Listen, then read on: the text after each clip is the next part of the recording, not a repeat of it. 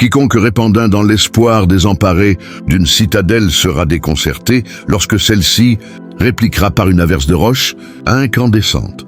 Visualisez ceci un instant, vous, l'élu, elle s'acharne sur votre existence avec des rituels malhabiles et de petits actes de sabotage. Bougies, murmures, talismans tordus pensant vous détruire. Mais tout ce qu'elle projette lui revient comme une lame acérée. Son théâtre de la peur se transforme en son propre acte d'accusation publique. Voici une vérité inébranlable. Un sabotage motivé par la jalousie résiste rarement à la vérité sereine. La pression sociale amplifie rapidement les mensonges, mais elle les dévoile tout aussi vite lorsque vous refusez de participer à ce jeu. Ceux qui cherchent à manipuler la vie d'autrui laissent généralement des indices évidents. Mensonges maladroits, drames orchestrés, contradictions flagrantes qui s'effondrent sous un simple regard. Ce n'est pas une vantardise mystique, c'est une question de cause et d'effet. Il ne s'agit pas d'un spectacle d'essorcellerie, mais d'une prétendante qui a confondu le vacarme avec le pouvoir et de vous a désigné comme cible. Elle a visé votre esprit et a découvert qu'elles attaquaient à quelque chose de bien plus difficile à ébranler. Votre ancrage, votre intégrité, votre bouclier invisible. Pendant qu'elle joue son rôle, vous rebâtissez. Pendant qu'elle plaçarde des ragots, vous compilez des faits. Pendant qu'elle crie pour attirer l'attention, l'univers tient l'escompte. Écoutez attentivement l'élu. Ceci est plus qu'un avertissement, c'est un appel à l'action. Si vous souhaitez que la vérité se propage, appuyez sur j'aime, abonnez-vous maintenant et laissez le nombre 77 dans les commentaires pour sceller votre intention. Vous choisissez l'isolement comme une forge, non comme une prison. Partagez ceci avec une personne qui doit le voir. Restez avec moi. Si vous êtes véritablement l'élu, vous ressentirez l'élan de suivre chaque instant. Commençons. Lancer des cailloux sur un gratte-ciel ne fait pas vaciller l'édifice. Cela ne fait que révéler les petites mains qui les ont jetés. Écoutez bien, son premier coup est bruyant parce qu'il doit l'être. Elle a besoin de témoins. Elle doit vous convaincre et surtout se convaincre elle-même qu'elle détient une autorité tordue. Alors, elle s'équipe d'accessoires, quelques herbes séchées, un ruban noué à un clou, une phrase murmurée à minuit, et elle appelle cela du travail énergétique. Elle publie des photos, met en scène son rituel devant une caméra de téléphone et sème des rumeurs auprès de ceux qui prennent encore les commérages pour des vérités. Cela semble dramatique, mais le drame est un masque pour dissimuler la faiblesse. La vérité est simple, ce sont de cailloux. Ils font du bruit, mais ils ne déplacent pas les montagnes. Imaginez la scène un instant. Vous vous réveillez et trouvez un murmure à votre porte. Un talisman glissé sous le paillasson comme une farce d'enfant. La même semaine, une rumeur germe, d'abord discrète puis audacieuse à propos de quelque chose que vous n'avez jamais fait. Elle allume une bougie. Votre nom sur ses lèvres. Elle fixe un charme tordu et s'attend à ce que votre monde s'effondre. Pensait-elle vraiment que lancer des cailloux pourrait vous renverser? Ou espérait-elle que le public serait assez bruyant pour provoquer votre chute? Dans les deux cas, sa méthode trahit son désespoir, non sa maîtrise. C'est là que le fait d'être l'élu prend tout son sens. Les élus n'ont pas besoin de spectacle. Nous nous tenons avec une gravité qui fait trembler les théâtralités. Visitez une véritable source de pouvoir, la présence inébranlable d'un aîné, le silence d'un leader qui a déjà fait ses preuves et vous entendrez la même chose. Le pouvoir fait rarement de la publicité. Observez le géant culturel, visé par l'envier qui se sont pourtant élevés. Ceux qui ont enduré les calomnies, les campagnes de diffamation et les scandales orchestrés, mais dont le travail est l'intégrité, ont forcé le récit à basculer. Ils n'ont pas couru après chaque accusation. Ils ont construit, préservé leur cercle, et le monde a fini par reconnaître la différence entre le bruit et la substance. Ce n'est pas du mysticisme, c'est un schéma. Vous vous demandez peut-être comment savoir si cela vous concerne vraiment. Peut-être est-ce une coïncidence? Bonne question. Le sabotage laisse généralement des strass, un timing qui suit vos mouvements, des détails que quand l'échafaudage social qu'elle a construit commence à vaciller. Vous verrez à quelle vitesse les gens cessent d'acheter des billets pour son spectacle. Enfin, pensait-elle vraiment que lancer des cailloux pourrait vous renverser? Elle comptait sur des spectateurs. Elle a mal calculé votre stature et la tendance de l'univers à rétablir l'équilibre. Elle a mal interprété le silence des élus. Gardez cela à l'esprit en avançant. Chaque mouvement amateur qu'elle fait est une confession visible. Observe les accessoires, comptez les révélations, préservez votre dignité. Rassemblez des preuves. Laissez l'univers et l'effet constant faire le démantèlement. Maintenant que vous avez vu son premier coup pour ce qu'il est, préparez-vous à presser l'avantage. Le prochain mouvement est votre silence, affûté en défense, votre bouclier invisible, reconnu et déployé. Mais d'abord respirez. Vous venez de lire la bande-annonce. Le spectacle arrive. Restez calme l'élu et laissez ces cailloux devenir la preuve de sa propre perte, une armure invisible et la plus redoutable. Chaque coup rebondit comme une pierre sur une coque. Écoutez ceci. L'élu comme une cloche qui résonne. Elle passe son temps à inventer des tempêtes. Mais vous êtes né pour y tenir debout. La protection qui vous entoure n'a rien d'ostentatoire. Elle n'a pas besoin de bougies. Appelez-la le bouclier de l'univers, votre gravité intérieure, le chant de l'élu, ou tout autre nom qui résonne dans votre cœur. Elle est discrète, cumulative et pratique. Elle se forge par votre manière de vous mouvoir, par qui vous êtes, par les promesses que vous tenez et les petites actions que vous répétez quand personne ne regarde. C'est pourquoi ces théâtralités bruyantes ne frappent que le vide. Imaginez un phare assiégé. Des voisins lancent des pierres, hurlent des insultes, brûlent des effigies à sa base. Leur vacarme m'impressionne un instant, les flammes et le tumulte emplissant la nuit. Mais le phare continue d'envoyer son faisceau. Les bateaux continuent d'y guider. Les tempêtes passent. Les acteurs sur la rive s'épuisent à essayer d'étouffer une lumière qui ne leur a jamais appartenu. Voilà votre position. Ces rituels et scandales orchestrés sont le pierre, le tumulte, le feu de joie temporaire. Votre lumière continue de fonctionner, votre chant continue de tenir. Vous pourriez demander, est-ce juste une pensée poétique? Comment fonctionne une protection invisible dans la vraie vie? Question légitime. La protection invisible se manifeste par de schémas. C'est le fil de vérité que le témoin peut tirer. C'est la crédibilité que vous avez bâtie par votre travail. C'est le réseau d'amis qui connaissent votre caractère. Ce sont aussi parfois des systèmes littéraux qui exposent les mensonges fabriqués, courriels reçus, conversations enregistrées, faits publics qui refusent de plier. Le chant de l'élu transforme la réaction en résilience. Plus elle crie, plus l'épreuve s'accumule comme du sédiment. Avec le temps, ce sédiment devient de roc. Pensez aux exemples célèbres de personnes qui ont survécu au bruit parce qu'elles avaient quelque chose de plus lourd, une réputation, un métier ou une armée de témoins discrets. Pensez aux artistes et aux leaders ciblés par des récits conçus pour les briser, mais qui ont continué à produire, à se montrer et à laisser leur travail répondre aux mensonges.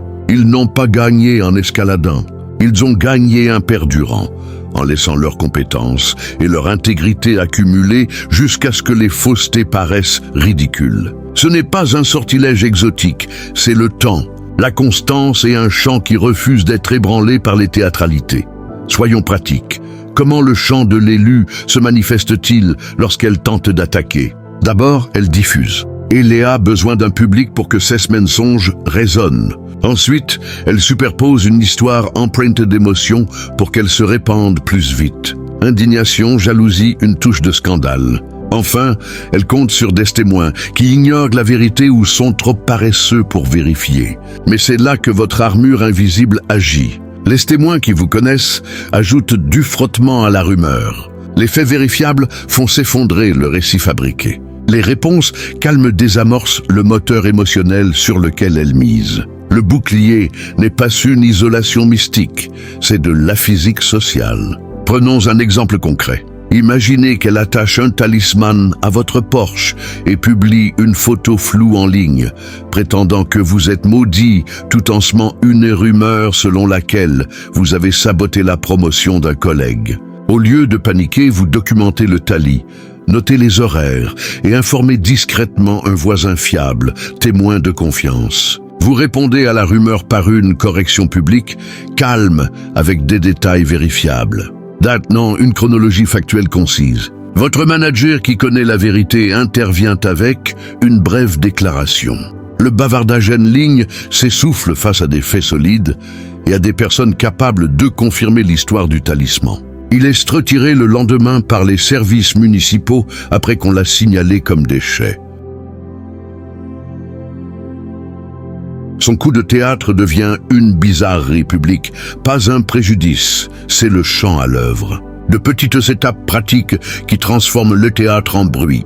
Vous pourriez vous inquiéter. Et si des gens la croient, d'accord? Oui, certains la croiront. Les jeunes sont souvent attirés par le drame car il est plus facile à absorber que la nuance. C'est pourquoi l'élu ne court pas après chaque sceptique. Vous continuez à construire l'archive de la vérité. Vous continuez à vivre selon vos valeurs et vous laissez le temps faire son travail. Les cris les plus bruyants s'estompent lorsque la preuve quotidienne de votre intégrité s'accumule. Si quelqu'un persiste à croire des mensonges, c'est son choix. Vous protégez votre bilan, vous ne plaidez pas pour chaque âme. Une autre question courante. Puis-je renforcer cette armure? Absolument. L'épaisseur du bouclier dépend de 3 choses. La documentation, la communauté et la discipline. La documentation, ce sont les enregistrements, les captures d'écran, les reçus, des choses sénuyeuses mais utiles. La communauté, ce sont les personnes fiables qui peuvent attester de la vérité si nécessaire. La discipline, c'est la pratique quotidienne de ne pas réagir à chaque caillou. Ce sont des actes tactiques, pas mystiques, mais des mesures pragmatiques qui rendent votre présence inattaquable à long terme. Vous entendrez des voix poussées à l'opposé, répondre au bruit par du bruit, surpasser les théâtralités par des contre-théâtralités. Ne le faites pas, ne faites pas. Réagir à ce niveau donne exactement ce qu'elle veut. Des témoins c'est du spectacle. Vous voulez l'inverse? Utilisez le silence comme stratégie. Utilisez le c'est fait comme contrepoids. Transformez son urgence en entrée dans votre calendrier pour la réparation et la reconstruction. Pendant qu'elles épuisent à inventer de nouveaux actes, vous augmentez exponentiellement le poids de la vérité. Il y a aussi un effet psychologique à considérer. Quand elle voit que ses attaques s'évanouissent, elle devient plus en colère, plus imprudente. C'est un indicateur utile. Plus ses mouvements sont frénétiques, plus son manque de stratégie devient évident. La panique expose les failles. Quand les acteurs paniquent, ils laissent des empreintes. Quand elle devient plus bruyante, elle devient plus facile à lire et à contrer avec des faits simples. Considérez l'escalade comme une confirmation que vous êtes sur la bonne voie. Une réponse calme est l'outil de démantèlement le plus efficace. Examinons une tactique plus discrète qui protège l'élu, la visibilité délibérée. Cela peut sembler paradoxal après vous avoir conseillé de rester calme, mais il y a une distinction entre le drame et la visibilité stratégique. Partagez de petites mises à jour cohérentes qui renforcent la réalité. Une publication brève sur un succès récent avec des dates claires. Un remerciement public à des collaborateurs. Une clarification factuelle si nécessaire. Ces micro-encres créent une trace qui résiste aux récits fabriqués. La visibilité sans hystérie est une armure renforcée. Elle comble les vides que les ragoutes tentent d'exploiter. Enfin, souvenez-vous de l'image cosmique Un Boomerang. Elle lance son action avec force, espérant qu'elle vous atteindra. Elle compte sur la trajectoire et le public, mais chaque lancée malhonnête porte en elle un chemin de retour. Le chant de l'élu courbe ce chemin. Il absorbe, réfracte et renvoie l'énergie avec des intérêts. Vous n'avez pas besoin de prédire le retour exact. Vous devez simplement rester assez stable pour laisser le retour se révéler. Continuez les petites choses. Gardez votre cercle proche. Gardez vos dossiers propres. Continuez à dire la vérité quand cela compte. Et restez calme quand cela ne compte pas. Ce n'est pas un sermon spirituel. C'est de la résilience appliquée. Le phare continue d'émettre. Les bateaux lisent toujours le signal. Ces pierres sont visibles et le monde reconnaît qui les a lancées. Gardez votre lumière allumée. L'élu, son boomerang est déjà en mouvement. Élu, chaque mouvement qu'elle fait lui revient plus acéré, plus lourd et vise son propre cœur. Elle lance du venin pensant qu'il percera votre peau. Mais l'univers a une loi qui ne peut être contournée. L'énergie retourne à son expéditeur. Sa malveillance est comme un couteau qu'elle jette dans un accès de rage pour le voir entailler sa propre main. En revenant, elle n'a pas encore compris que ses malédictions sont des reçus et l'univers ne manque jamais de collecteurs sondus. Imaginez ceci.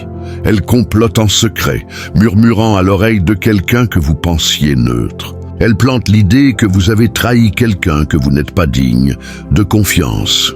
Pendant un instant, cela prend car le drame se propage vite. Mais voici où le boomerang entre en jeu. L'un de ses alliés divulgue la vérité. Des captures d'écran émergent, des messages refont surface et soudain, elle est démasquée comme l'orchestratrice de la trahison. Le mensonge qu'elle a construit pour vous, ruiné, devient la preuve qui la ruine. Ce n'est pas un vœu pieux. C'est ainsi que fonctionnent les écosystèmes sociaux. Quand vous instrumentalisez la malhonnêteté, vous devenez la personnella plus dangereuse de la pièce et les jeunes finissent par se protéger en vous mettant à l'écart. Vous pourriez demander pourquoi cela revient-il toujours plus fort? Parce que le désespoir multiplie les erreurs. Chaque fois qu'elle échoue à vous blesser, elle intensifie ses efforts. Chaque escalade ajoute du poids au boomerang, plus de preuves pour que l'univers riposte. Pensez-y comme à des intérêts composés. Chaque goutte de malice accumule une dette jusqu'à ce que le paiement final brise son équilibre. L'histoire le montre. Ceux qui complotent contre autrui de conseiller de cours aux influenceurs modernes finissent toujours par se défaire dans un spectacle. Ce n'est jamais discret. Le retour est toujours amplifié. Car le mensonge exige de mensonges plus bruyants pour se maintenir, et les mensonges s'effondrent toujours sous leur propre poids. Voici la vérité brutale. Vous n'avez pas besoin de la poursuivre, de l'exposer ou de riposter. L'univers agit déjà plus vite que vous ne le pourriez. Votre seule tâche est de rester assez immobile pour laisser l'arc de retour atterrir là où il doit. Plus elle frappe, plus elle signe. Son boomerang tranche déjà l'airette quand il atterrira à l'élu. Il ne manquera pas sa cible. Elle a pris un chêne géant pour une mauvaise herbe et Ta brandit son canif, pensant pouvoir abattre la forêt. Élu, c'est sa plus grande erreur. Mal lire le terrain, sous-estimer l'adversaire, elle pensait que vous étiez ordinaire, que votre force était superficielle, que votre silence signifiait faiblesse. Ce qu'elle n'a pas compris, c'est que vous êtes s'enraciné dans une résilience, une réputation et une gravité intérieure bien plus profonde que sa portée. Le rang spirituel ne concerne pas des hiérarchies mystiques, mais le poids du caractère, la constance de vos actions, la manière dont l'univers se plie pour protéger ceux qui vivent alignés sur la vérité. Vous êtes le chêne stable et inébranlable. Elle est la main frénétique qui brandit un canif convaincu qu'elle peut entailler quelque chose de C fois plus fort. Pensez-y ainsi. Elle a lancé ses rituels sur vous comme un enfant jette des pierres sur du verre blindé. Des craquements bruyants, un peu de bruit, peut-être quelques éraflures, mais aucun dégât réel. L'armure ne sait pas, car elle a été conçue pour résister aux tempêtes, pas seulement aux caprices. Et voici l'ironie. Chaque coup raté l'expose davantage qu'il ne vous affaiblit. L'univers s'en assure. Son effort devient sa confession. Son énergie se transforme en épuisement, paranoïa et humiliation publique. Tandis que votre stabilité devient la preuve de votre rang. Vous vous demandez peut-être pourquoi ne l'a-t-elle pas vue? Pourquoi choisir un combat qu'elle ne pouvait gagner? L'envie obscurcit le jugement. Quand quelqu'un est obsédé par votre chute, il cesse de mesurer la réalité. Il voit votre sourire et le prend pour de l'arrogance. Il voit votre silence et le qualifie de vide. Il voit votre force mais se convainc qu'elle est fragile. Cette illusion est sa perte. Elle pensait que vous étiez à son niveau, qu'un peu des rituels mis en scène et de mensonges murmurés pouvaient détourner votre chemin. Mais les élus marchent avec un chant qui fait trébucher leurs ennemis dans leur propre piège. L'histoire confirme ce schéma.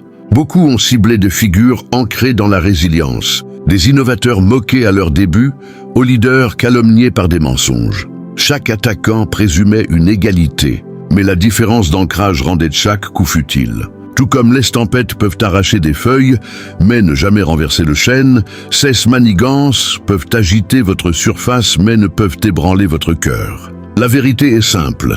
Elle a sous-estimé le poids de vos racines. Elle a pris votre pouvoir discret pour de la vulnérabilité. Et maintenant, elle découvre qu'elle n'a pas déclenché une escarmouche, mais une guerre contre une force soutenue par l'univers lui-même.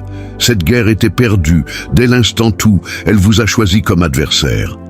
Elle a essayé de voler les nuages du ciel pour changer la météo, et pour découvrir que la tempête s'abattait sur sa propre tête. Et voilà à quel point elle est devenue désespérée. Dans sa soif de vous blesser, elle a tordu ce qui ne devrait jamais l'être, l'innocence de la nature. Elle pensait qu'en manipulant des animaux, en entraînant la pureté dans ses rituels tordus, elle pouvait plier l'univers en sa faveur. Mais la cruauté n'est pas de l'intelligence. Quand quelqu'un abuse de la nature, il ne manie pas le pouvoir.